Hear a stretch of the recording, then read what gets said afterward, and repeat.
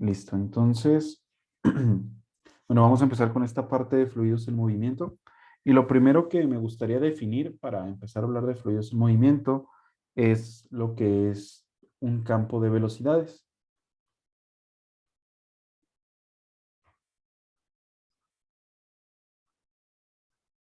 O sea, esta primera parte va a ser un poco conceptual, entonces, pero pues es importante, ¿no? Entender los conceptos para poder empezar con las fórmulas.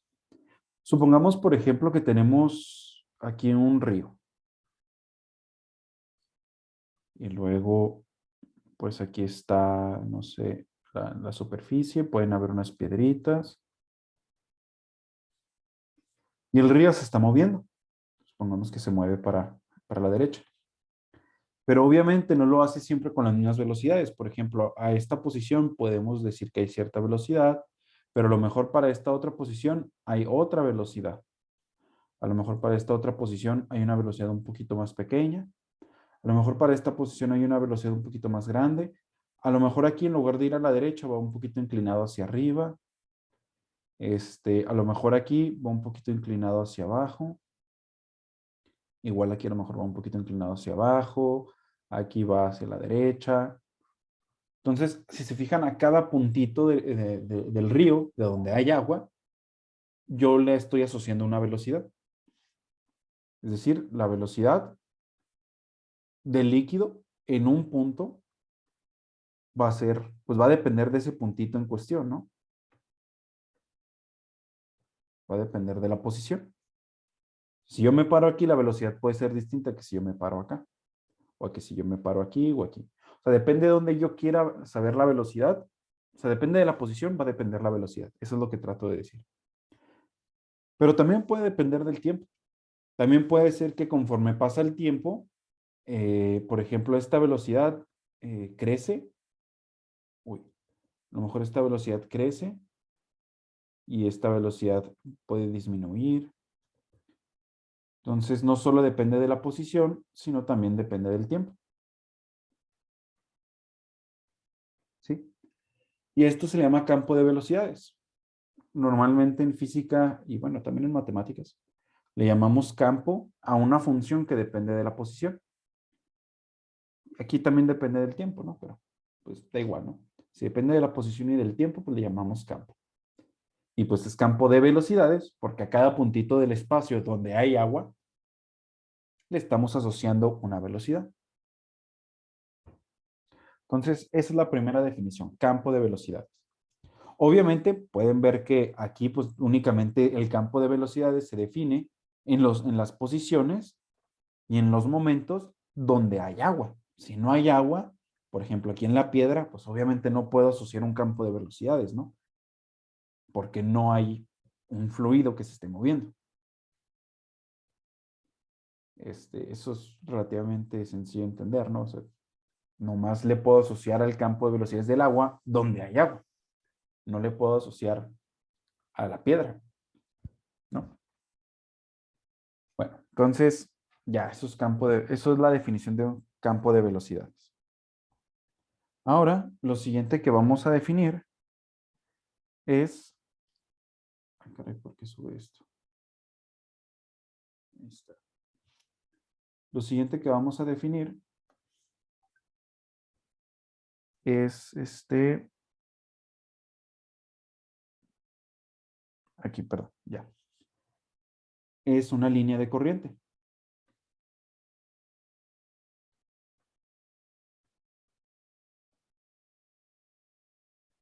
Aquí nomás les quisiera mencionar que hay una diferencia entre lo que es una línea de corriente y una línea de flujo. Ah, caray. Listo. No nos vamos a detener en esas sutilezas. O sea, conceptualmente sí pueden ser cosas distintas, pero bajo ciertas condiciones son la misma cosa. Entonces, nomás se los advierto por si un día quieren agarrar un libro de mecánica de fluidos y les dice que existe una cosa llamada líneas de corriente, les dicen que existe otra cosa llamada líneas de flujo y que son distintas. Pues sí son distintas, pero bajo ciertas condiciones, que son las condiciones en las que siempre vamos a estar trabajando aquí en la Olimpiada, son iguales. Entonces, es la misma cosa. para que no se compliquen, realmente la definición matemática es un poquito compleja. Entonces, por eso no me voy a meter un tanto en eso. Pero miren, pensemos que tenemos agua y está corriendo el agua. Entonces, por ejemplo, yo me tomo un puntito aquí y veo hacia dónde apunta su velocidad. Supongamos para acá. Ahora, me voy a desplazar, digamos, si la velocidad tiene una magnitud v, me voy a desplazar una distancia v por dt. ¿En qué dirección? En la dirección de la velocidad. Ahora, en ese puntito, vuelvo a pintar la velocidad. Entonces, déjenme lo pongo de otro color las velocidades. Los voy a poner los voy a poner azules. La velocidad en este puntito va hacia acá. Luego yo me desplazo un poquito y llevo este puntito. La velocidad en ese puntito va hacia acá. Y luego, que la canción.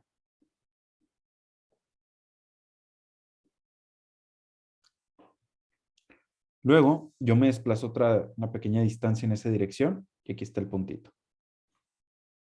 Luego así le sigo haciendo. Y el chiste es que voy a llegar a dibujar pues unas líneas, ¿no? Uy, no me salió. A ver. Voy a dibujar unas líneas de este estilo, que de alguna forma siguen el camino que recorre el agua. Porque estas líneas se trazan de manera que las tangentes a estas líneas pues sean iguales a las velocidades, ¿no? O sea, es justamente lo que acabo de hacer. Me paré en un puntito, dibujé la velocidad, me muevo un poquito en esa dirección, vuelvo a dibujar la velocidad y así sucesivamente, ¿no? Entonces las líneas de corriente, pues es eso. Básicamente me dicen eh, cómo es el movimiento del agua, entre comillas. Obviamente, pueden dibujar muchísimas líneas, ¿no? O sea, no es como que estén limitados, ¿no? Para cada puntito que ustedes se tomen pueden dibujar una línea de corriente y listo, no pasa nada. Pero bueno, creo que es, el concepto de líneas de corriente es relativamente sencillo. Lo que les digo, lo único que nos hace es dibujarnos más o menos como en qué direcciones se está moviendo el agua. O bueno, yo digo agua, pero puede ser el aire, puede ser algún otro líquido, no sé, mercurio, gasolina. Entonces, pues el chiste es que las líneas de corriente nos dicen en qué dirección, cómo se están moviendo el fluido que está, vaya la redundancia, fluyendo, ¿no? El fluido que yo considero se mueve y las líneas de corriente me ayudan a visualizar cómo es ese movimiento. Nada más. Y luego, hay otra definición que hay que tocar, digamos una última definición, y es lo que se le conoce como derivada material.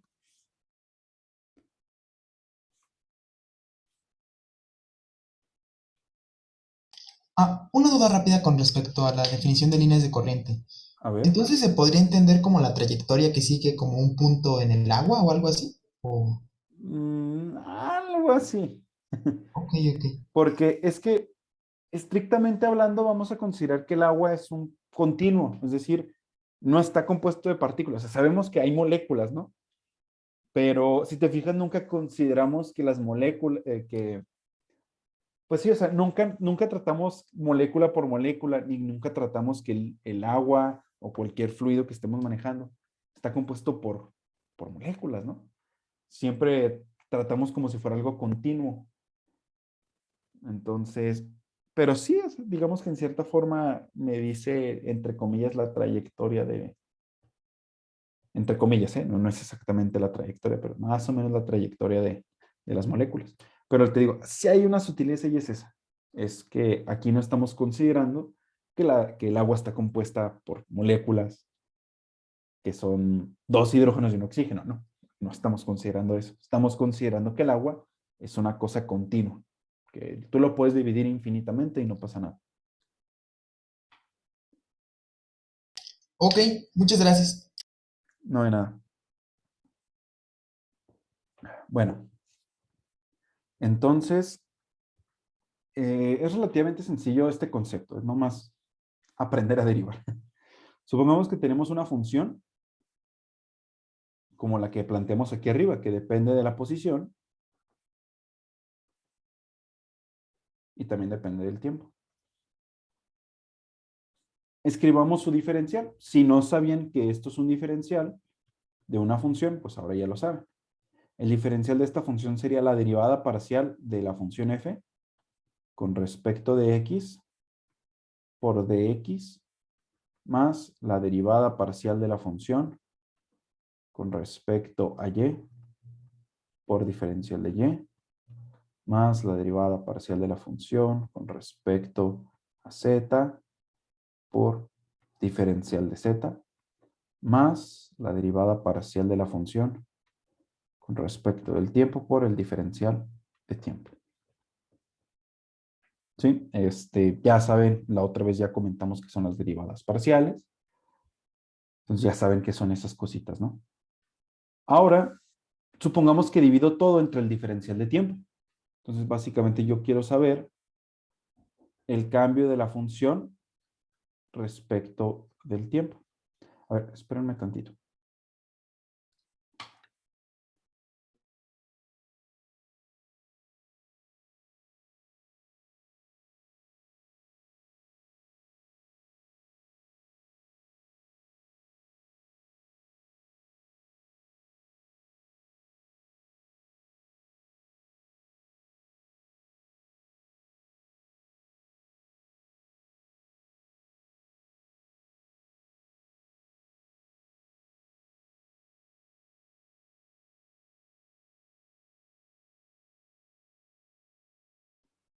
Listo, ya volví. Bueno, entonces yo quiero saber el cambio de la función respecto del tiempo, es decir, la derivada total de la función respecto del tiempo.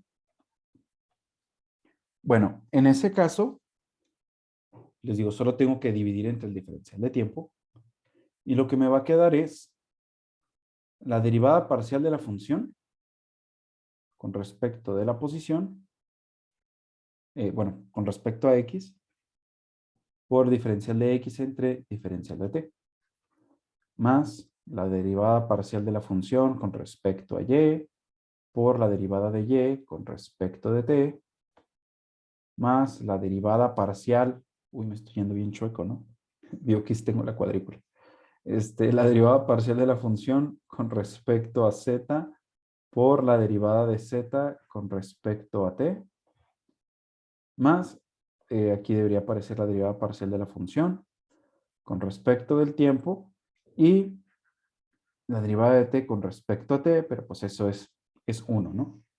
Entonces, como decir que se eliminan los diferenciales y me queda esto de aquí. Aquí lo interesante es ver qué es esto de aquí. ¿Alguien me puede decir qué es? La velocidad. Ajá, bueno, específicamente la componente x de la velocidad. Y esta sería la componente y de la velocidad y esta la componente z de la velocidad.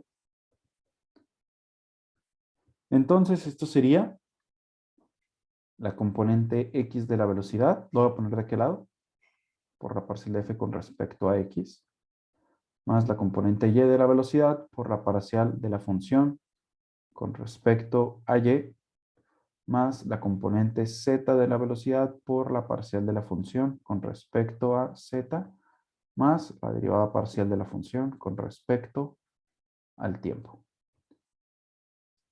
Bueno, esto es un producto punto, ¿no? Si se fijan, esto es como la componente x de un vector y esta es la componente x de otro vector, más la componente y de un vector por la componente del segundo, componente y del segundo vector, más la componente z de un vector por la componente z del segundo vector. ¿Qué vectores son? Bueno, evidentemente el primero tiene que ser el vector velocidad, ¿no? ¿Y cuál creen que es el segundo vector?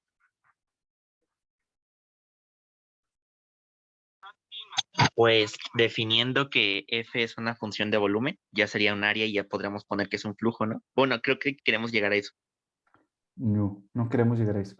Ah, ¿no? Esto sería, el segundo A vector mí sería me el doy gradiente de un la función, ¿no? gradiente. Ah, sí. Ajá, exacto. Sí, recuerden que el gradiente era el vector gradiente, era la componente, digo, el vector unitario y por la parcial con respecto a x, más la componente j por la parcial con respecto a y luego la componente z, ¿no? Y bueno, eso era el vector gradiente. Era como un vector de derivadas, ¿no? Entonces, eso es el gradiente de la función. Y luego hago producto punto con la velocidad. Y luego aquí debería sumarle la derivada parcial de la función con respecto del tiempo. Esto se le conoce como derivada material. Que simplemente sacar una derivada, o sea, no estoy haciendo nada del otro mundo, ¿no? Este operador, así se les llama a estas cositas raras, operadores, no más nombres elegantes, es la velocidad, producto punto, el vector gradiente, más la derivada parcial con respecto del tiempo, ¿no? Entonces aquí viene lo interesante. ¿Para qué estoy hablando de esto? Bueno, si se fijan, en todo momento estuvimos diciendo que la velocidad era constante, ¿no? Digo que sí, que la velocidad era constante y era cero.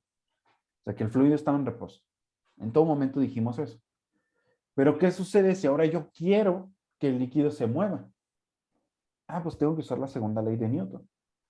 Y al usar la segunda ley de Newton, pues tengo que de alguna forma escribir la aceleración. Y yo sé que la aceleración es la derivada de la velocidad con respecto del tiempo. Ah, pero en el contexto de los fluidos en movimiento, esto de aquí pues simplemente sería la propia velocidad producto punto, el gradiente de la velocidad, más la derivada parcial de la velocidad con respecto del tiempo. ¿Sí? Recuerden, aquí nomás si quieren, se les pongo como anotación. Recuerden que esto de velocidad, producto, punto, gradiente, es simplemente la componente x de la velocidad por la parcial con respecto a x, y aquí ponen la función que están derivando. Más la componente y de la velocidad por la parcial con respecto a y, más la componente z de la velocidad, perdón, por la parcial con respecto a z, y pues aquí ponen la función que están derivando. Si sacaran la derivada material, o sea, la derivada total respecto al tiempo de la densidad, pues aquí ponen la densidad, ¿no? Y luego ya nomás le suman la derivada parcial de la densidad respecto del tiempo. Entonces, nomás un nombre más elegante, ¿no? Derivada material. Es en realidad la derivada total de una función respecto del tiempo. Fin. Pero pues es importante mencionarla porque a partir de esto voy a poder hablar de la segunda ley de Newton. Por ejemplo, no sé si se acuerdan cuando vimos la parte de fluidos, perdón, de hidrostática. Cuando vimos esa parte, vimos que se debía cumplir un equilibrio de fuerzas, ¿no? Dijimos, ah, mira, hay una fuerza debida a la presión y luego hay una fuerza debido a las fuerzas externas. Así, no fuerzas externas, sino, por ejemplo, la gravedad. A eso me quiero referir. Y decíamos, bueno, esto tiene que ser igual a cero, ¿no? Eso fue lo que hicimos cuando calculamos la fórmula para la presión hidrostática. Y de ahí, pues ya simplemente les platiqué, bueno, si ustedes quieren extender esto, pues les va a quedar 1 entre la densidad por el gradiente de presión más las fuerzas por unidades de masa, por unidad de masa, sí, que sería algo así como una aceleración. Esto igual a cero. En realidad esto lo habíamos puesto de este lado positivo, pero lo puse del otro lado de la igualdad y negativo. Esto es un despejito. Bueno, ya después de hacer este despeje sencillo, pues es muy obvio ver que este lado izquierdo es debido a las fuerzas que están actuando sobre el líquido y el lado derecho es la suma de fuerzas. O sea, yo estoy diciendo que la suma de fuerzas tiene que ser 0. ¿Y cuáles son las fuerzas? Pues es la presión y estas fuerzas externas que pueden ser, por ejemplo, la gravedad, puede ser una fuerza inercial. Si por alguna razón mi líquido está cargado, pues puede ser una fuerza electrostática, ¿no? Yo le puedo poner un campo eléctrico y pues también sería válido. El chiste es que esto es una fuerza, digamos entre comillas externa, por unidad de masa.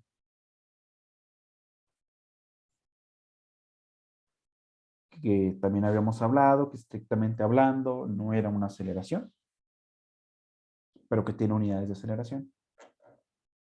Entonces, si esta era la condición que poníamos para pedir que un líquido esté en reposo, pues obviamente si yo pido que un líquido se mueva, pues la condición va a cambiar, ¿no?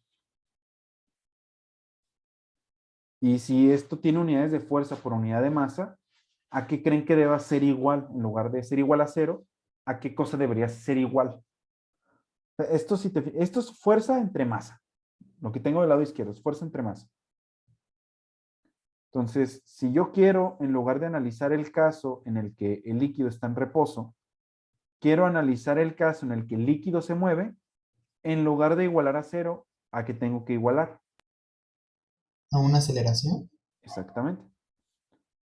Entonces, esto era el caso en reposo.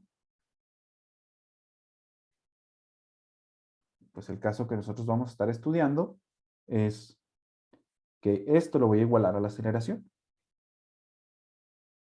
O sea, me tomo un puntito, veo cuál es la aceleración y eso tiene que ser igual a menos 1 entre la densidad por el gradiente de presión más estas fuerzas por unidad de masa. Aquí, si se fijan, yo seguí utilizando lo que ya habíamos mencionado antes. ¿Qué es lo que ya habíamos mencionado antes? Que las fuerzas únicamente son perpendiculares a la superficie. Aquí está la presión. Bueno, por lo mismo que solo estamos considerando eso, es decir, no estamos considerando que existen los esfuerzos, les había dicho que existía lo que se llama esfuerzo cortante, que son, digamos, cuando hay fuerzas que no son perpendiculares a la superficie, sino paralelas. Como estamos considerando que no se dan esos casos, entonces, pues esta ecuación solo se cumple para un fluido ideal, es decir, un fluido en el que no hay estos esfuerzos de corte, es decir, no se presentan fuerzas paralelas a las superficies. O sea, las fuerzas siempre son perpendiculares. Eso es un fluido ideal. Eso lo que quiere decir es que el fluido tiene que ser no viscoso. El tema de viscosidad, no quisiera verlo ahorita, a lo mejor ya cuando estén los que van a ir al internacional, ahí podemos ver el tema de viscosidad. Entonces, para ahorita no lo veo muy importante que lo veamos. Entonces, el chiste de esto de un fluido ideal es decir que solo consideramos presiones. ¿Para qué lo escribo? Que ustedes, si lo quieren, ustedes escribanlo. No estamos considerando, perdón, esfuerzos, solo estamos considerando la presión. No hay esfuerzos de corte, no hay fuerzas perpendiculares, no hay fuerzas paralelas a las superficies, solo hay fuerzas perpendiculares. Eso es un fluido ideal. Que pues eso se traduce a que el fluido tiene que ser no viscoso. Entonces, pues esto suena muy complicado, ¿no? Porque anteriormente dábamos por supuesto dos cosas. Y era que esto de aquí era 0. O sea, de alguna forma sabíamos que la velocidad no cambiaba y no solo que no cambiaba, sino decíamos que la velocidad es 0. Entonces decíamos, pues lo del lado derecho tiene que ser 0. Y entonces resolvíamos esto de aquí. solo teníamos una incógnita. La incógnita era la presión, porque dábamos estas fuerzas, entre comillas, externas, ¿no? Dábamos estas fuerzas que actúan sobre el líquido y que son fuerzas por unidad de masa. Entonces, y no solo eso, dábamos por sentado que conocíamos la densidad. Claro que en todo momento supusimos que era constante, pero pues no, si no es constante no pasa nada, ¿no? Entonces, podemos decir la densidad se comporta de esta forma, damos una función y el problema lo podemos seguir resolviendo, ¿no? O sea, el chiste era eso, que dábamos por hecho que conocíamos la densidad. Entonces, si damos por hecho todavía que conocemos la densidad, de todos modos me aparece ahora un nuevo integrante que tengo que resolver, ¿no? Que es la velocidad. O sea, doy por hecho que conozco las fuerzas que están actuando sobre el líquido, doy por hecho que conozco la densidad. Entonces ahora tengo que resolver para dos magnitudes, la presión y la velocidad. Entonces el problema se complica un poquito más, ¿no? Y se complica sobre todo porque la presión es un escalar. O sea, solo tengo que... O sea, es un escalar, solo es un numerito. La velocidad es un vector. No es un numerito, sino son 3 numeritos. O sea, el problema se complica más porque ya no solo es encontrar un numerito, sino es encontrar 4 numeritos. Entonces es más complicado, ¿no? Y esto de aquí es una ecuación vectorial. O sea, si se fijan, aquí tengo que poner la componente X, aquí pues la componente X del gradiente, aquí la componente X de la fuerza. Luego la componente Y, luego la componente Y de la presión, la componente Y de la fuerza. Luego la componente Z de la velocidad, la componente Z del gradiente de presiones y la componente Z de la fuerza. Entonces, si se fijan, me dan 3 ecuaciones, pero yo tengo 4 incógnitas. Requiero una ecuación más para poder resolver esto. Entonces, no está tan sencillo, ¿no? De hecho, no lo puedo resolver todavía. Necesito encontrar una ecuación más. Y esta otra ecuación me lo va a dar lo que es la conservación de la masa.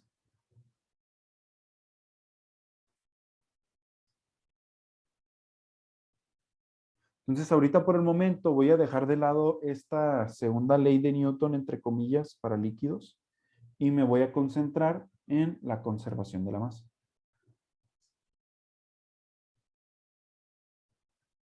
Entonces, no lo voy a demostrar, no tiene caso de que deduzca la formulita. Es muy complicado, solo créanme que así es. Y la conservación de la masa se puede traducir de la siguiente forma, que la derivada parcial de la densidad con respecto del tiempo más algo que se llama divergencia de la densidad por el campo de velocidades tiene que ser igual a 0. Ok, si no han visto las clases de cálculo que les dejó Rodrigo, pues a lo mejor esto que hable de divergencia les suena muy raro. Por ejemplo, vamos a poner un vector, una función que es un vector. Es decir, es un vector que depende de X, Y, Z, y pues también puede depender del tiempo, ¿no? No importa. Es decir, es un campo vectorial, como la velocidad. O sea, cada puntito del espacio le asocio una flechita, que eso es mi vectorcito, ¿no? Así como en el campo de velocidades, a cada puntito yo le asignaba una velocidad que era la velocidad con la que se movía el líquido. Bueno, aquí yo lo que estoy haciendo es a cada puntito del espacio le asigno un vector. Puede ser la velocidad, puede ser, no sé, en el caso de electromagnetismo puede ser el campo eléctrico, en el caso de la gravedad pues puede ser el campo gravitacional, ese que ya habíamos visto, el G. En fin, hay muchas cosas que se comportan de esta forma. Entonces, en este caso, el gradiente, la divergencia, perdón, de esto sería igual a la derivada parcial con respecto a X de la componente X de esta función. Recuerden, es un vector. Entonces tiene una componente X. luego más la derivada parcial de la componente y respecto a y, más la derivada parcial de la componente z con respecto a z. Eso es el gradiente. Digo, la divergencia, perdón. Se suele denotar de esta forma como este triangulito invertido que utilicé para el gradiente. Luego un producto punto, porque pues parece el producto punto, ¿no? Es como que un vector y le estoy haciendo producto punto con otro vector. Entonces, pues más o menos parecen vectores, entonces por eso se suele escribir de esa forma. Bueno, eso se le llama divergencia. Hay otra cosa más rara que se le llama rotacional. Ahorita lo vamos a mencionar un poquito. Y es un poquito complicado la forma de escribirlo, ¿eh? A ver, creo que me va a faltar espacio para escribirlo. Mucho espacio. Entonces va a ser... a ver. Siempre es una labor muy titánica escribir el rotacional. Bueno, para los que saben que es un determinante, lo voy a escribir. Para los que no, no se asusten. Esto solo es una mnemotecnia medio matemática para aprenderse la formulita del rotacional. Se acomodan estas cositas de esta forma. Como que en la primera parte ponemos los vectores unitarios y JK. En el segundo renglón ponemos pues sí, la componente, ¿cómo se dice? Ponemos las componentes del primer vector, que sería el vector gradiente. Y luego aquí sería una Z. Y luego en la tercera línea ponemos las componentes del segundo vector. Entonces sería la componente fx, fy y luego aquí iría fz. Si esta mnemotecnia se utiliza mucho para recordar cómo son los productos cruz, ¿no? No más que aquí en lugar de dos vectores es este vectorcito de derivadas y la función que estoy derivando. Para los que no sepan cómo es esto, o sea, esto nomás lo puse para los que conozcan esta forma de aprenderse el producto cruz entre vectores. Pero para los que no lo conozcan, bueno, pues aquí lo escribo rápido, ¿no? Es el primer vectorcito, y luego va a ser este aplicado a este. Entonces sería la parcial de fz con respecto a y. Menos este y luego este. Entonces sería la parcial de fy con respecto a z. Luego aquí más j, que sería este vectorcito de aquí. Y luego de nuevo son los cruzados, pero hay un cambio de signo, entonces eso quedaría la parcial de fx con respecto a z menos la parcial de fz con respecto a x. Más, híjole, no me va a caber, voy a hacer espacio. Uy, me llevé la y. A ver. Ahí está. Yo creo que ya me quedó. Entonces aquí pondría K unitario, que sería este vector, y de nuevo la parte cruzada, ¿no? Entonces sería la parcial de fy con respecto a x menos la parcial de f x con respecto a y. Todo esto así de feo es el rotacional, ¿no? Solo lo escribo pues para que sepan los que no saben qué es un rotacional, pues ya lo saben.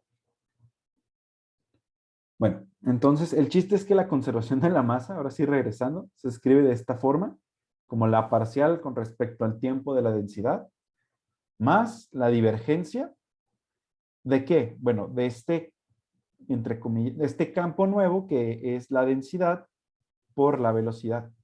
Recuerden que la velocidad es esto que habíamos llamado campo de velocidades. A cada puntito le asigno un vector y ese vector es la velocidad. Pero también a cada puntito le asigno un numerito y ese numerito es la densidad.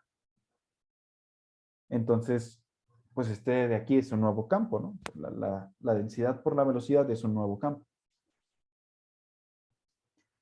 Aquí hay algo muy interesante y es que la divergencia, en cierta forma, me habla de qué tanto material, qué tanta masa escapa de de un volumen infinitesimal.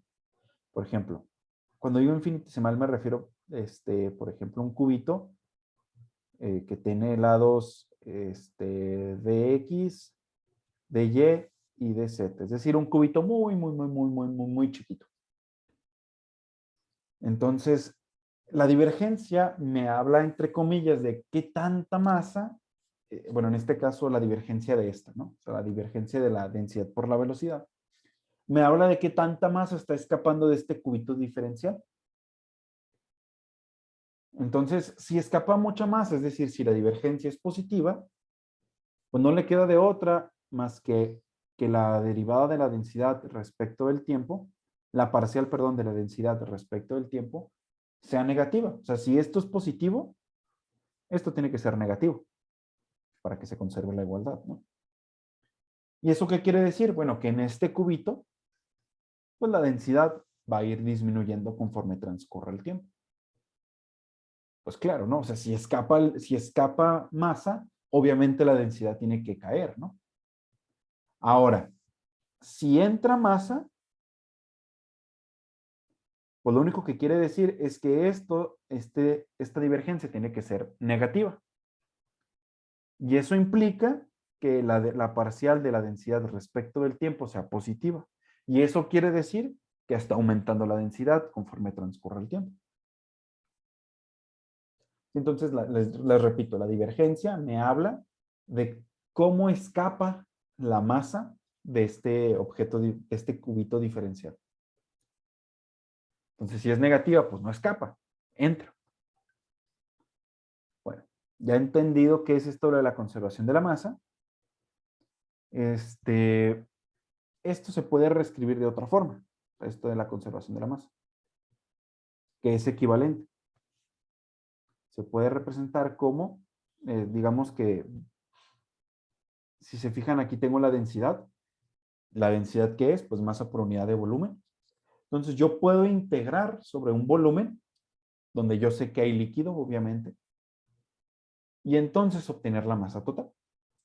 Entonces, por ejemplo, consideremos que tengo un líquido que se está moviendo por aquí. Entonces, yo sé que, digamos que supongamos que es como una arteria, ¿no? Sonaría bonito. Si pensamos que es una arteria. Entonces, pues yo sé que fuera de la arteria, pues ya no hay sangre. Y que únicamente, vamos a suponer que únicamente la sangre, pues se mueve dentro de la arteria. Entonces, yo voy a integrar lo anterior en todo este volumen de la arteria. O sea, esto de aquí, todo esto lo voy a integrar respecto a todo el volumen de la arteria.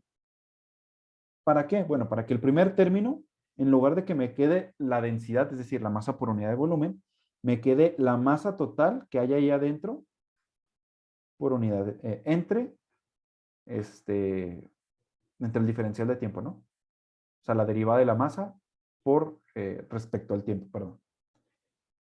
Luego aquí me va a quedar más la integral de volumen de la divergencia de la densidad por el campo de velocidades. Luego aquí voy a poner un diferencial de volumen. Para que no se confunda con la velocidad, le voy a poner una tab. Así yo voy a representar los diferenciales de volumen. Solo para que no se confunda con la velocidad. ¿No? Y esto tendría que ser igual a 0, porque pues la integral de 0 pues sigue siendo 0, ¿no? Pues estoy integrando 0. Bueno. Entonces, esto de aquí pues es una integral de volumen. Yo les había dicho que empezaran también a revisar lo que es cálculo de varias variables para que entiendan que es una integral de volumen, una integral de superficie, etc. Bueno, el chiste aquí es que hay un teoremita en cálculo de varias variables que me dice que la integral de una divergencia se puede ver como una integral de superficie. Entonces aquí sería más la integral de la densidad por el campo de velocidades, producto punto, el diferencial de área. Ya habíamos hablado antes que es un diferencial de área. Eso ya lo habíamos comentado, ¿no? Me tomo un área pequeñita aquí en la superficie y apunto, y luego hay un vector perpendicular a esa superficie, ¿no? En esa dirección apunta este diferencial de área y pues su magnitud es este trocito de área. Ahora, yo voy a integrar esto pues respecto a la superficie de este volumen, ¿no? Es decir, respecto a... Ay, no muevo esto. Respecto a esta cara de aquí. Luego le voy a sumar la integral respecto a esta cara de aquí y luego la integral respecto a esta cara curva de acá, ¿no? Y así pues ya habré cubierto toda la superficie de este volumen. Bueno, les recordamos que esto es igual a 0. Entonces, si se fijan, ahora sí es más entendible. Esto de aquí es qué tanto, eso de ahí es qué tanta masa está escapando por la superficie de este volumen que he escogido, que parece una arteria. ¿Sí? Eso de ahí es qué tanta masa está escapando por ese volumen.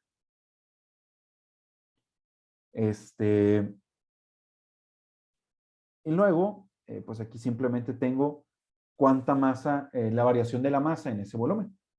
Si la masa aumenta, pues quiere decir que ahí está entrando líquido, y si la masa disminuye, está saliendo líquido. Nada más, ¿no? Entonces aquí es donde ya se ve un poquito más claro esto que les decía de la divergencia. Bueno, ahora vamos a añadir una condición que no habíamos mencionado antes. Digamos que si no me entendieron mucho hasta este entonces, pues no pasa mucho. O sea, bueno, sí pasa, ¿no? Pasa cuando quieran ver temas un poquito más complejos, pues les va a faltar un poquito la parte de qué es lo que está sucediendo, ¿no? Pero digamos que tampoco es el fin del mundo. Pero ahora sí, a partir de aquí sí me deben de entender, entonces presten mucha atención. Vamos a poner una condición muy, muy importante y vamos a considerar que el flujo es estacionario.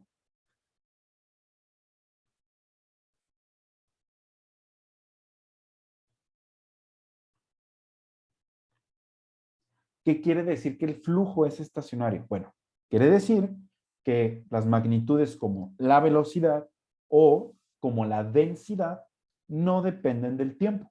Eso es lo que quiere decir. Esto lo que quiere decir es que la densidad y la velocidad no dependen del tiempo, explícitamente, ¿no?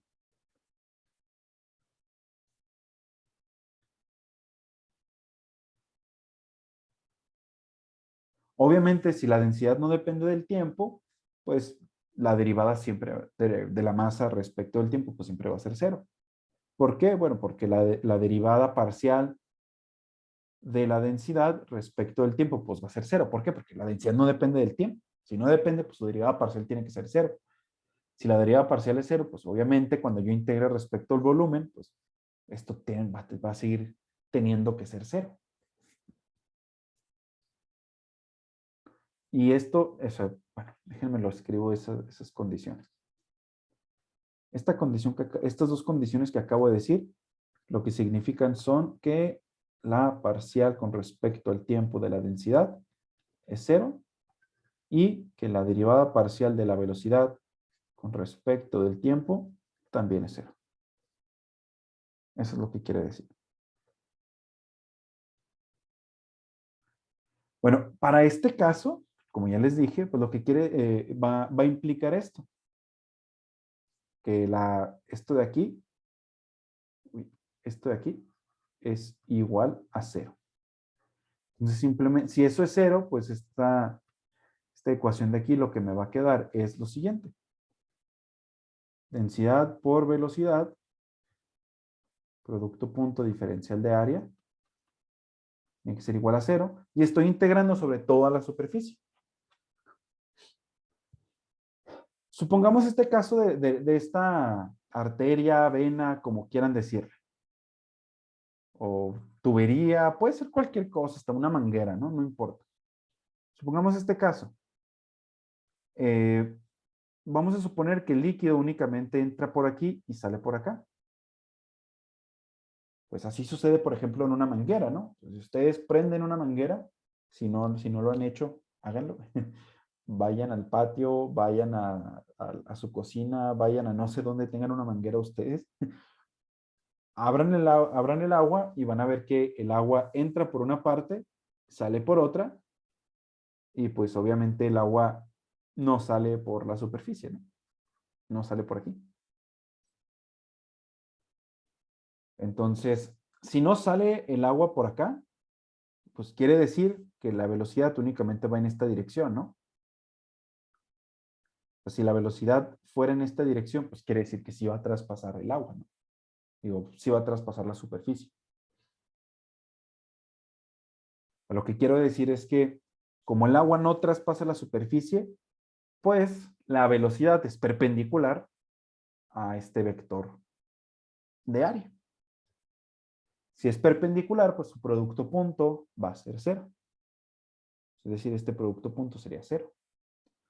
Entonces únicamente me quedaría la integral en esta tapa y la integral en esta tapita de acá. Entonces para ese caso, le voy a llamar tapa 1 y este aquí le voy a llamar tapa 2. Entonces, pues simplemente me va a quedar que la integral de la densidad por la velocidad diferencial de área en la tapa 1 más la integral de lo mismo, pero en la tapa 2,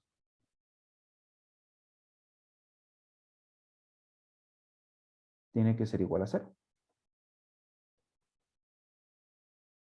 Ah, pero yo dije que en la tapa 1 entraba, ¿no?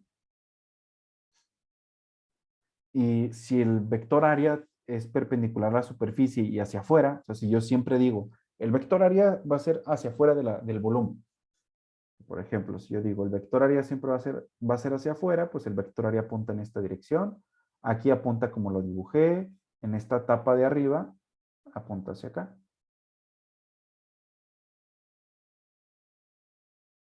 ¿No? O sea, el vector área siempre apuntaría en esas direcciones, hacia afuera. Si se fijan en la tapa 2, el área y la velocidad son paralelos. Y en la tapa 1, el área y la velocidad serían antiparalelos, ¿no? Entonces, esta integral de aquí me quedaría negativa. Bueno, entonces, lo que quiero decir es que si yo hago esta integral, me va a quedar negativa y pues básicamente estoy integrando la densidad y la velocidad. Ahora vamos a suponer que la densidad es constante.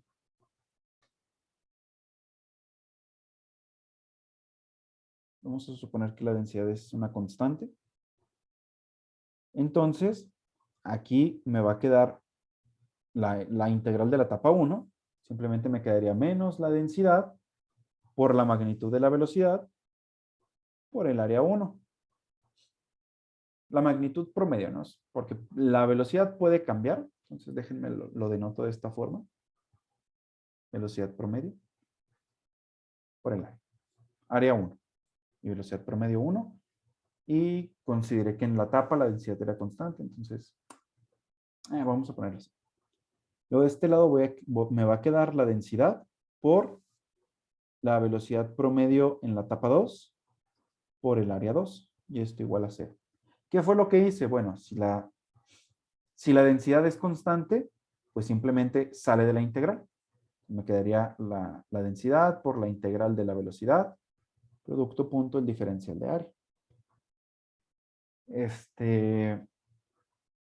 Pues yo simplemente puedo definir el vector, puedo definir como la densidad promedio, la velocidad promedio en esa etapa como 1 entre el área total por la integral de la velocidad producto punto el diferencial de área. Es decir, básicamente lo que hice fue, pues la velocidad puede variar en esta etapa, pero pues si yo integro la velocidad en toda esta etapa de aquí, ya que ya lo integré, y luego lo divido entre el área de esa etapa, pues me da una especie de promedio, ¿no? Entonces, como me da una especie de promedio, pues eso le llamo velocidad promedio. Entonces, simplemente eso fue lo que puse aquí.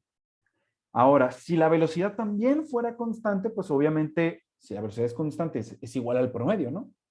Entonces, miren, si la velocidad es constante, pues también sale de la integral. Entonces, simplemente me quedaría la densidad por la velocidad, producto punto, la integral del diferencial de área. Y pues esto es el área total. El área total en forma de vector, recuerda. Que el vector es la magnitud del área y debe ser perpendicular a la superficie. Y por eso aquí aparece este menos, porque en la etapa 1 yo dije que entraba el líquido. Entonces, como entraba, pues el vector área y el vector velocidad son antiparalelos y por eso sale ese menos. Bueno, entonces, ¿qué estoy diciendo? Bueno, si la densidad es constante, esto de aquí se elimina. Y entonces me quedaría la velocidad promedio en la etapa 1 por el área 1 debe de ser igual a la velocidad promedio en la etapa 2 por la etapa 2, por la superficie de la etapa 2. Pero ustedes ya lo conocían esto, ya lo habían visto, ¿no? Ustedes lo habían visto como velocidad 1, área 1, igual a velocidad 2 por área 2. ¿No? Ustedes lo habían visto de esa forma. Pero bueno, es lo mismo, ¿no? Si la velocidad es constante en la superficie, entonces, pues obviamente la velocidad es igual a la velocidad promedio. Por lo que ya habíamos hablado arriba. Por esta barbaridad matemática que dije por acá. Bueno, entonces, se me borró esto. Y a esto, pues les digo, esto ustedes se supone que ya lo habían visto. Les repito, si la velocidad es constante en toda la superficie, en toda esta área, pues no pasa nada. Yo le puedo decir que no es la velocidad promedio, sino que es la velocidad en esa cara. Y es válido, ¿no? Sí, sí puede suceder eso. Sobre todo cuando no hay viscosidad, puede suceder. Si hay viscosidad, ya no es cierto. La velocidad sí cambia. Y bueno, a esto de aquí, a esta ecuación que les pinté aquí arribita, esta de aquí, esto de aquí se le suele llamar ecuación de continuidad.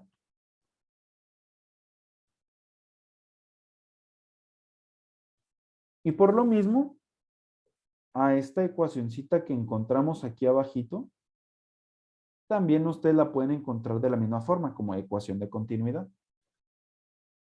Sí, esta de aquí. En realidad la ecuación de continuidad es la ecuación diferencial que les puse arribita, pero esa de ahí, pues si ustedes revisan un libro de física general, a esa le llaman ecuación de continuidad. Bueno, entonces, muy bien.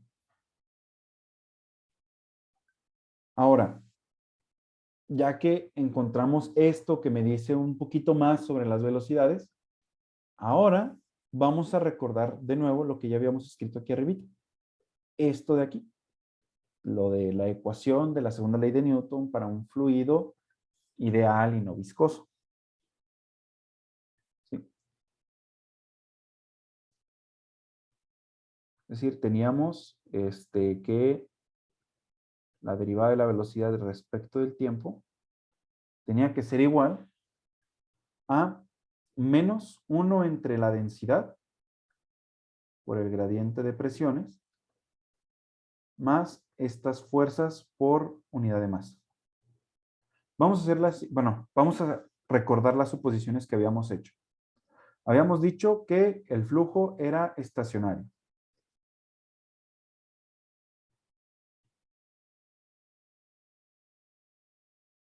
Eso lo que quería decir era que la densidad y la velocidad no dependían del tiempo. Podían depender de la posición, pero no dependían del tiempo. Ahora vamos a hacer, bueno, y pues ya el hecho de que estemos usando esta ecuación, pues ya estamos diciendo que el fluido es ideal, ¿no? Es decir, no hay viscosidad. Vamos a hacer una suposición extra. Densidad constante. Si la densidad es constante, para empezar, yo puedo escribir esta parte de aquí como menos el gradiente de la presión entre la densidad, ¿no? Es constante, entonces puede entrar y salir del gradiente. Recuerden que el gradiente son derivadas parciales, entonces, como son derivadas, pues simplemente entra o sale la densidad, ¿no? Muy bien. Entonces, lo voy a escribir de esa forma. Y luego, además, vamos a hacer otra suposición. Alguien me va a decir, oye, ya estás haciendo demasiadas suposiciones. Pues sí, así funciona esto. Vamos a hacer la suposición que estas fuerzas por unidad de masa, no la curve, la F no la curvía mucho. Ahí está. Esas fuerzas por unidad de masa se pueden ver como menos el gradiente de una función escalar. Una función escalar es una función que a cada puntito del espacio le asocia un número. Eso no le sonará muy familiar, como por ejemplo, si hablamos de la gravedad como la energía potencial.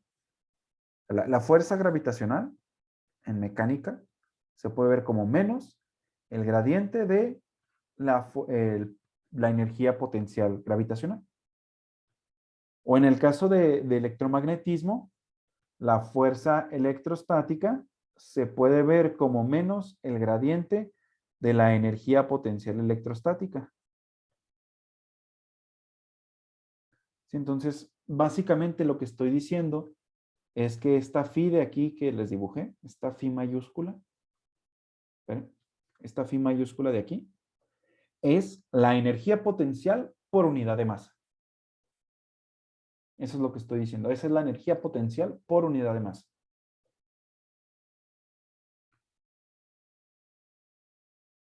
Aquí lo voy a poner. Energía potencial por unidad de masa.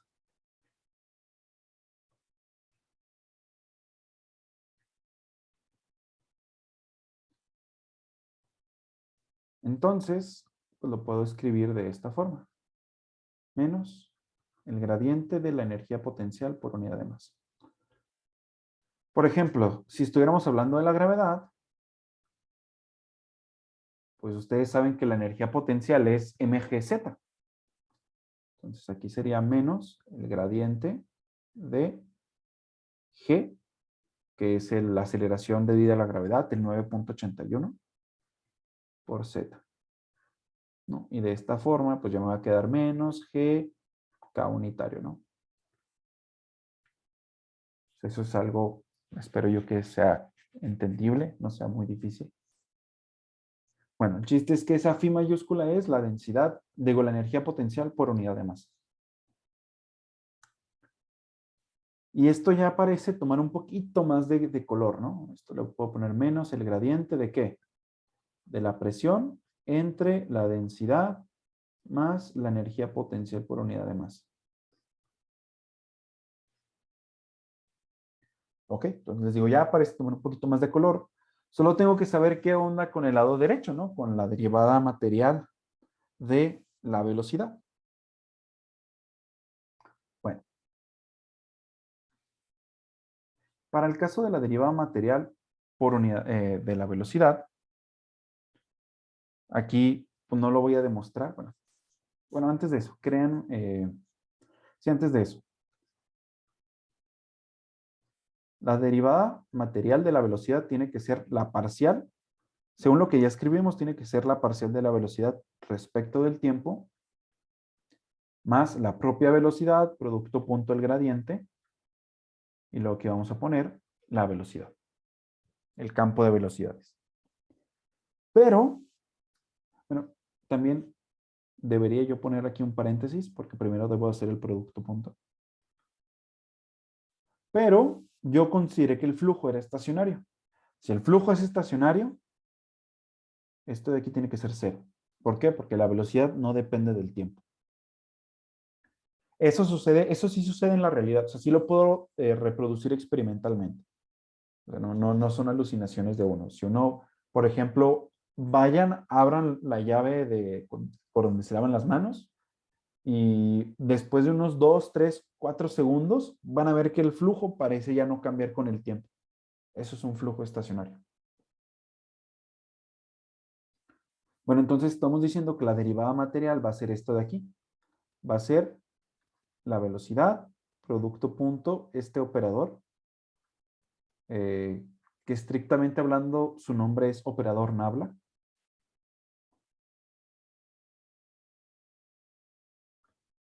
Ese es el nombre formal. Bueno. No lo voy a demostrar, solo créanme.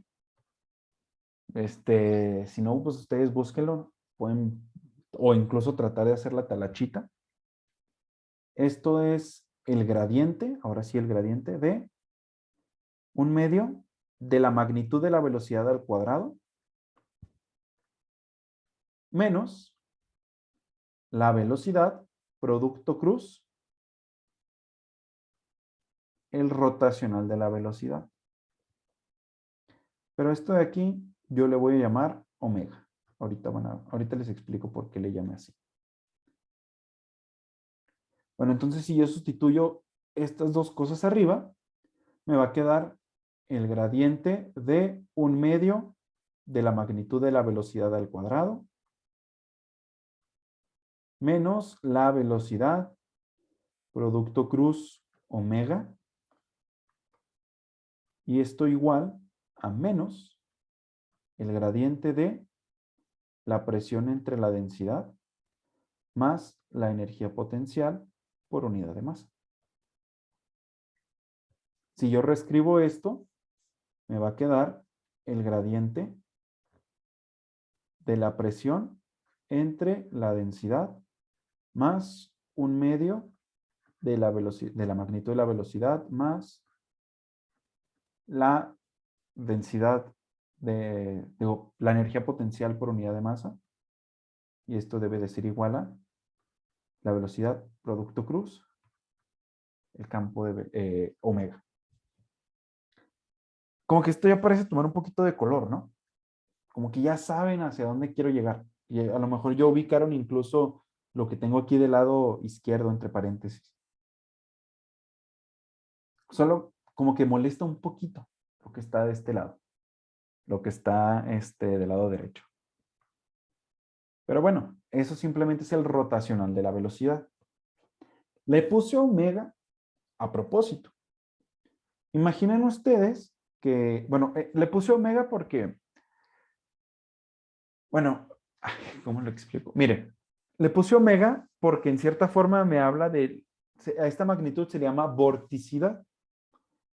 No me voy a detener tanto para explicar eso, nomás quiero que sepan que se le llama así. Y pues en cierta forma me dice qué tanto se enrolla el campo de velocidades. Un rotacional hace eso, un rotacional me habla de qué tanto se enrolla un campo. Entonces, el rotacional del campo de velocidades me dice qué tanto se enrollan, sí, qué tanto se enrollan el campo de velocidades, ¿no? La velocidad de un fluido.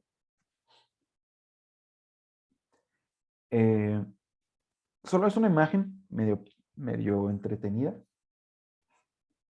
Y por ejemplo, ¿cómo se puede entender físicamente? Bueno, si ustedes pusieran, por ejemplo, esos molinos de aire, ¿no? Que sirven para generar electricidad. Se les llama dínamos. Si ustedes pusieran un dínamo así de aspas para que gire, la velocidad angular con la que va a girar va a estar relacionada con esta omega. O sea, por eso precisamente a esa omega, a eso le puse omega, porque me habla de la velocidad angular con la que rotaría un objeto si lo pongo ahí.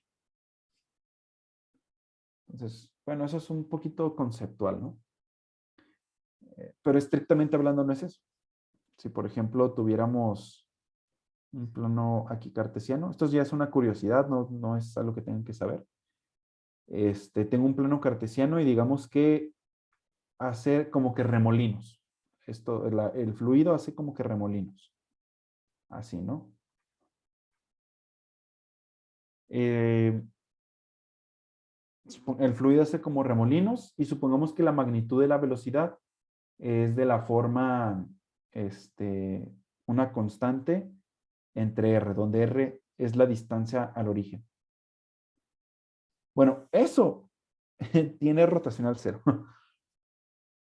Suena muy excepto en el origen, ¿no? En el origen esa cosa no está bien definida. Pero si se alejan del origen, el rotacional es cero. Suena muy loco, ¿no? Pero pues así es. También hay otros ejemplos. No me voy a detener mucho en eso. El chiste es que hay otros ejemplos. Maestro, ¿puede indagar un poquito más superficialmente sobre por qué cero? Sí, bueno, tú que ya sabes de electromagnetismo, cuando ya ves el campo magnético de un alambre, tienes tu alambre de corriente y que el campo magnético se enrolla alrededor del alambre, ¿sí te acuerdas de eso? Sí. Ok. Si tú le calculas el rotacional al campo magnético, es cero. El campo magnético es precisamente de esa forma, ¿no? Mu cero por la corriente entre 2pi por el radio. Y si tú calculas su rotacional, es cero. Mira, haz la cuentita si quieres. Toma que el campo de velocidades. Sí, mira, haz la cuentita. Te voy a explicar rapidito cómo hacer la cuentita. El campo de velocidades va a estar descrito como, te dije, una constante entre el radio. El radio, pues obviamente es la distancia del origen al puntito que tú quieres. Y luego, como se va a estar enrollando, pues tiene que ser tangente a los círculos, entonces aquí vamos a poner el vector teta unitario. Busca puedes ahorita en tu celular buscar cómo es el rotacional en coordenadas, ¿cómo se les llama a estas cosas? En coordenadas cilíndricas sí, en coordenadas cilíndricas. Es como, si te fijas, esto es como coordenadas cilíndricas, nomás estamos tomando z igual a 0. Entonces búscalo, calcúlalo y vas a ver que es 0. 0 fuera del origen, ¿eh? 0 fuera del origen. Muchas gracias. Entonces, sí, o sea, no es, ¿cómo te explico? No es, uy, o sea, no es nada del otro mundo, simplemente hacer el cálculo a manita y ver qué da 0. Sí, de hecho, busqué el rotacional y ya me estoy viendo por qué va a dar cero. Va. Así a grandes rasgos lo que quiere decir es que si tú pusieras uno de estos molinos, pero muy chiquito, a pesar de que la velocidad está cambiando, el molino no va a rotar. Eso es como que una forma matemática, digo, más física de verlo. Y pues tiene que ver también con que a pesar de que estén estos vórtices, pues también conforme te alejas, si conforme te alejas la velocidad disminuye, entonces hay un poquito de ahí de física, ¿no? Pero el chiste nomás era que entendieran a qué me refiero con vorticidad, que son estos remolinos, pero no siempre es así, ¿no? No siempre todo lo que genera remolinos tiene vorticidad cero. Un ejemplo. ¿Se acuerdan cuando vimos el vaso que rotaba y el líquido rotaba junto con el vaso? pues obviamente su velocidad, su velocidad es como si fueran remolinos. Pero, así estrictamente hablando, la velocidad, como se las dije, tiene vorticidad cero. Pueden hacer el cálculo, no es nada del otro mundo, les digo. Pero no es importante ahorita. O sea, nomás era para que no, por completez mencionar eso, ¿no? No que se queden con la cara de, bueno, ¿y qué onda con esa omega? Nomás me habla, entre comillas, me habla de los vórtices que se generan en el líquido. Pero, o sea, si hay vorticidad, hay vórtices, pero el hecho que haya vórtices no quiere decir que haya vorticidad. Bueno, ya dejando de lado eso, vamos a hacer algo muy interesante. Recordemos la imagen que teníamos aquí arribita del líquido. No, déjenme la vuelvo a dibujar mejor. Vi que está muy rayonada. Entonces, vamos a poner aquí como que la tubería, la manguera, la vena, la arteria, lo que ustedes quieran.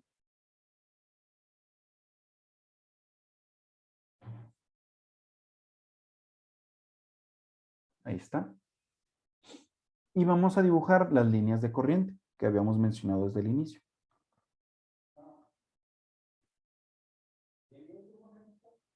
Aquí está, ¿no? Me voy a tomar una línea de corriente. Supongamos esta línea de corriente y voy a considerar que empieza aquí y termina acá. Muy mañosamente voy a hacer eso. Me voy a tomar, por ejemplo, esta línea de corriente. Entonces, yo lo que voy a hacer es hacer una integral de línea.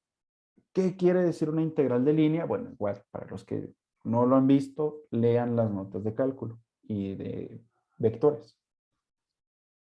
O sea, cálculo vectorial. Básicamente lo que voy a hacer es, me voy a tomar un segmento de longitud y le voy a agregar un vectorcito en la dirección de la línea.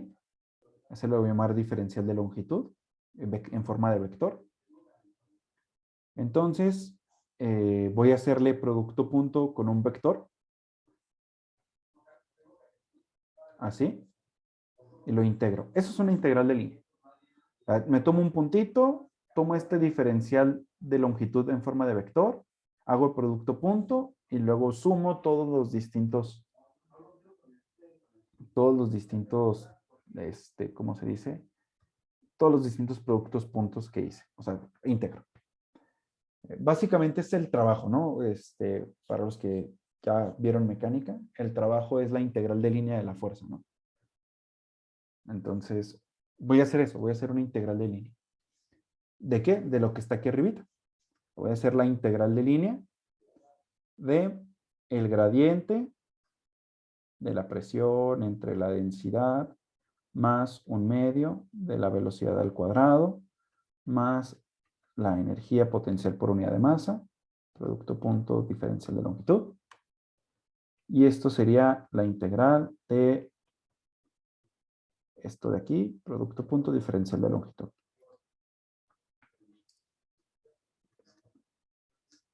Ah, pero aquí viene lo interesante. Si se fijan, estos diferenciales de longitud apuntan en la dirección de las líneas de corriente. Y yo había platicado que las líneas de corriente pues son en la dirección de la velocidad, ¿no? Porque me hablan de cómo se está moviendo el fluido. Esto es un vector, este es otro vector. El producto cruz me arroja un tercer vector perpendicular a estos. Es decir, esto que tengo aquí entre paréntesis es perpendicular a la velocidad. Y esto de aquí, el diferencial de longitud, es paralelo a la velocidad. ¿Qué conclusión puedo llegar? A que esto de aquí, ¿cuánto vale?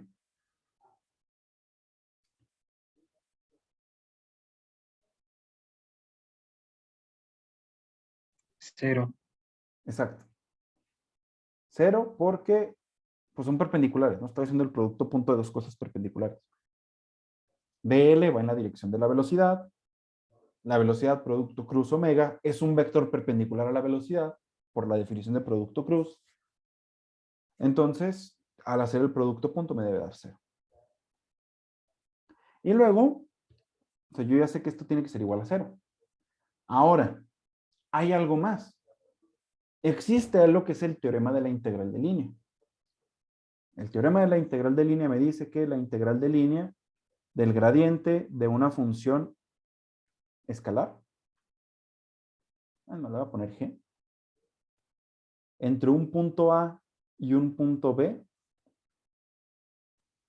esto tiene que ser igual a la función evaluada en B, perdón, menos la función evaluada en A. Repito, si no han visto esto de cálculo vectorial, véanlo, búsquenlo. Este es si se fijan, es muy parecido al teorema fundamental del cálculo. Pero bueno, voy a usar esto de aquí. Entonces, básicamente, lo que me está diciendo esto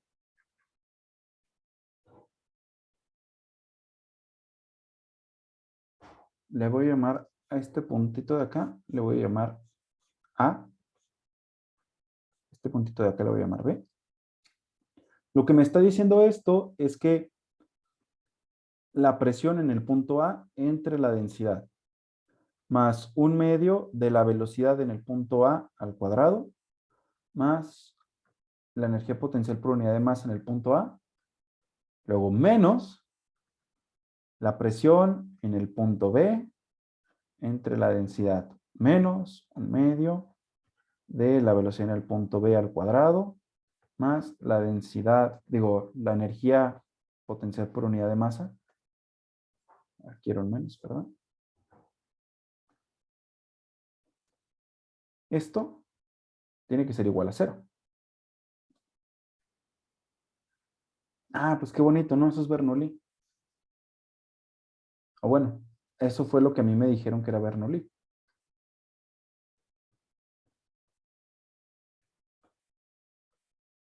Déjenme le quito las... Sí, bueno. Sí, déjenme lo escribo completo. Esto sería la presión en el punto B entre la densidad más 1/2 de la densidad en el punto B más la energía potencial por unidad de masa en el punto B. Si se fijan, eso es Bernoulli. Claro, entre el punto A y el punto B. Es decir, entre los extremos de una línea de corriente. Entonces, básicamente lo que estoy diciendo es que la presión entre la densidad más, o bueno, muchas veces si multiplican ustedes esto por la densidad, no pasa nada porque la densidad es constante. Van a encontrar que la presión más 1/2 de la densidad por la velocidad al cuadrado más la densidad por la energía potencial por unidad de masa. Esto es constante, pero esto es constante a lo largo de una línea de corriente.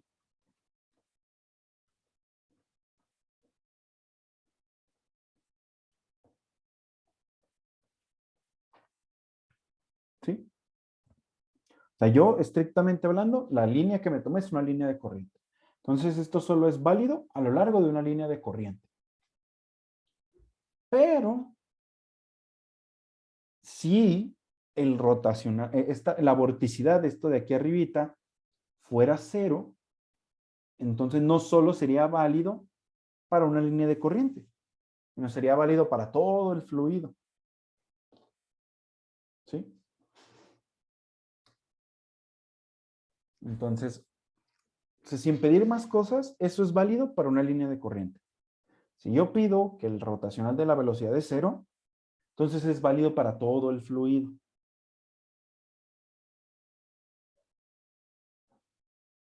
¿En qué caso puedo asegurar que el rotacional es 0? ¿Qué tal que la velocidad es constante? El rotacional son derivadas parciales, ¿no? Entonces, si la velocidad es constante, como la velocidad es constante, pues entonces su rotacional va a ser 0.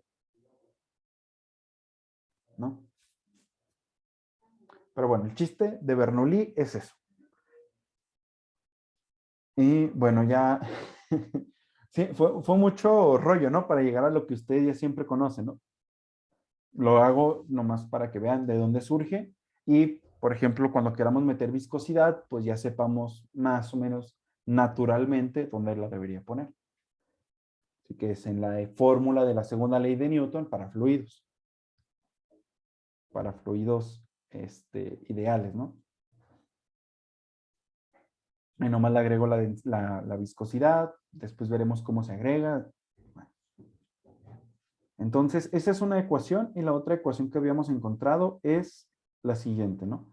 Que la velocidad promedio por el área tiene que ser constante. Alguien dirá, oye, ¿y aquí no puedo poner la velocidad promedio? No. Estrictamente hablando, no. Pero, pues, siempre podemos considerar que en realidad esto es la velocidad, ¿no? O sea, siempre podemos considerar, suena muy burdo, ¿no? Pero siempre podemos considerar que en toda esta cara de aquí, o sea, en toda esta tapita, la velocidad es constante. Entonces, si consideramos que la velocidad es constante en toda esa cara, pues ya, ¿no? Sencillito, lo que ya conocemos. Entonces, ¿cómo debo aplicar Bernoulli? Me debo imaginar una línea de corriente y sobre esa línea de corriente aplicar Bernoulli. Esto lo digo porque lo que he notado mucho es que cuando se trata de resolver un problema con Bernoulli, lo que se suele hacer es poner puntos a lo tonto y decir, ah, este punto aplicado Bernoulli debe de ser igual a este punto, al que le aplico Bernoulli, y pues deben de ser iguales. No. Yo debo buscar, si yo no puedo asegurar que el rotacional de la velocidad es cero, entonces no es válido. ¿Cómo va a ser válido? Bueno, más o menos me imagino cómo debe ser una línea de corriente. Y ahora sí, a lo largo de los puntos de esa línea de corriente, puedo aplicar Bernoulli.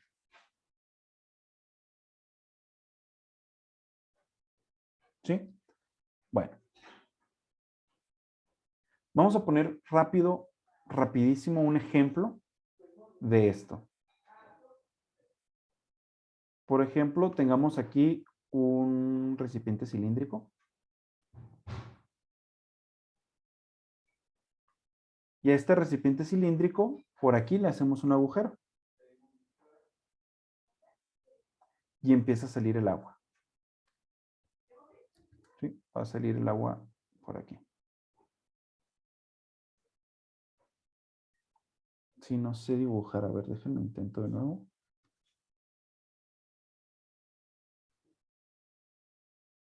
Más o menos, más o menos.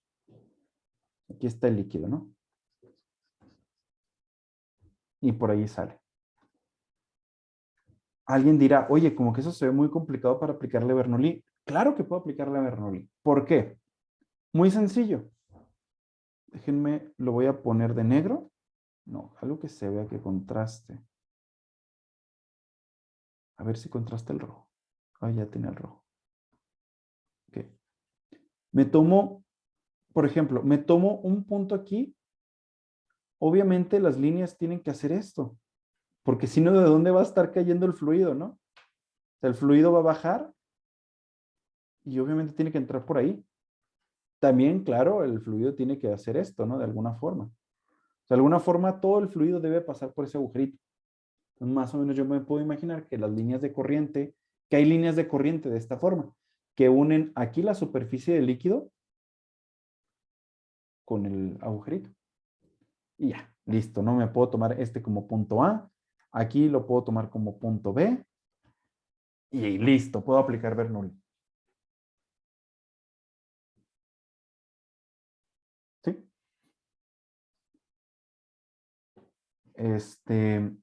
Otro ejemplo puede ser el que yo me tome un recipiente, a ver, que yo me tome por aquí un recipiente.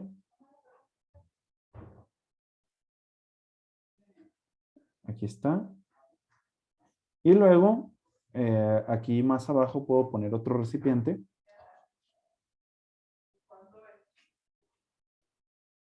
algo así.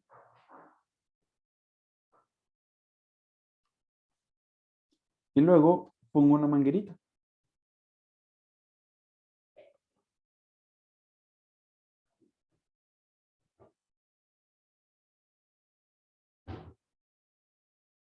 Entonces, supongamos que aquí hay líquido. Para los que saben qué es esto es un sifón. Entonces, obviamente de algún lugar tiene que entrar ese líquido, ¿no? Entonces yo puedo a lo mejor considerar que aquí está un puntito en la superficie y va a entrar por aquí. Y a lo mejor también otro puntito por acá, ¿no? Y van a hacer esto y ahora sí el líquido ya entra por aquí. Entonces, el chiste aquí es, para resolver los problemas de fluidos, es medio imaginarme dónde, bueno, medio imaginarme cómo van a ser las líneas de corriente para que el agua pueda fluir. ¿Sí? Ese es el chiste en los problemas de fluidos. Imaginarme las líneas de corriente.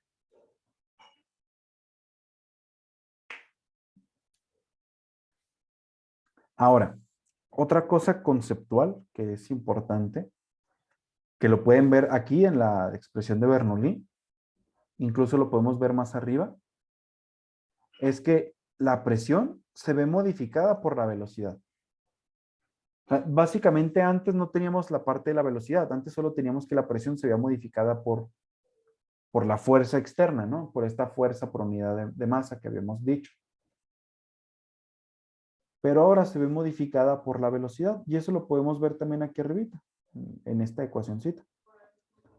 Antes no considerábamos esto, antes solo considerábamos esto de aquí. Entonces antes, en la presión en el caso de hidrostática, solo dependía de las fuerzas por unidad de masa externas, que lo tradujimos después a, a las energías potenciales por unidad de masa, ¿no? Pero ahora sí la velocidad sí modifica la presión. Entonces, eso es muy importante que ustedes tomen en cuenta. En este caso, cuando el fluido se está moviendo, la presión no necesariamente es igual a la presión hidrostática. Habrá casos que sí, pero no siempre va a ser así. ¿Sí? Es muy importante que ustedes entiendan eso. Habrá casos donde efectivamente la presión sí dependa de la velocidad y no sea igual al caso de la presión hidrostática. Y habrá casos donde, a pesar de que el líquido se mueva, la presión sí sea igual al de la presión hidrostática. Igual eso podemos verlo cuando hagamos ejercicios. Ahora, respecto a toda la teoría que vimos ahorita, ¿tienen alguna duda?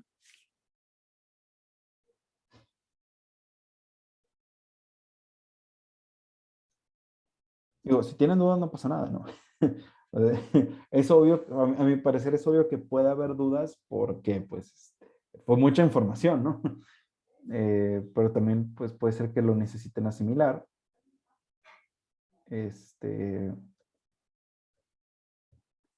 No sé si alguien quiera decirme sus dudas. O sea, bueno, me confundí un poquito con lo del rotacional. Entonces, en la mayoría de los casos lo podemos como despreciar. ¿O? Durante la Olimpiada, sí. Ok. Sí, durante la Olimpiada, pueden utilizar estas dos sin ningún problema, estas dos formulitas, siempre y cuando ustedes se acuerden que Bernoulli solo se aplica para una línea de corriente, a menos que les digan lo contrario. O sea, si les dicen en el problema, la velocidad es constante en toda la sección transversal del tubo, una sección transversal sería, esto es una sección transversal. Entonces, o sea, si la velocidad fuera constante en toda la sección transversal, pues pueden usar esto de aquí. Y de hecho, pues ya lo de la línea de corriente también no tendría mucho sentido. ¿Qué otra cosa? Ah, bueno, y que ustedes se acuerden en todo momento que estamos hablando de un flujo estacionario ideal con densidad constante. Si ustedes se acuerdan de todo eso, sí, pueden utilizarlo. Y de hecho, van a ser los únicos ejercicios que van a hacer en la Olimpiada. Un fluido ideal, densidad constante, estacionario, y pues siempre lo van a aplicar a lo largo de una línea de corriente.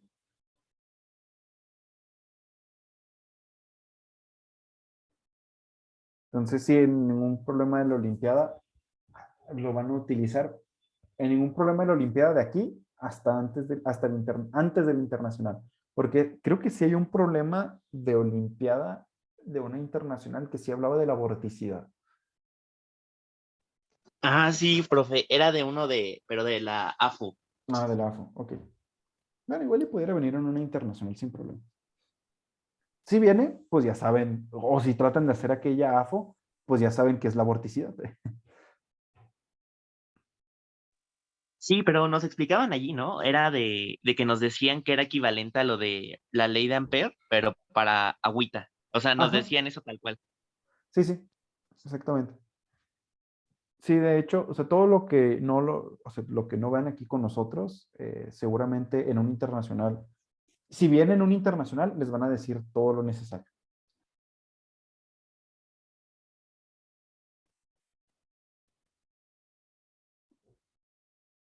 Bueno, ¿alguna otra duda?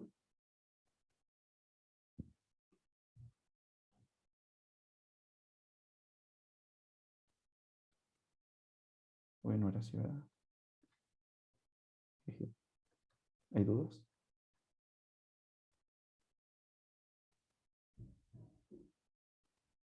¿No? De mi parte, no. Ashis, ¿a poco entendieron todo? Por mi parte tampoco. Bueno,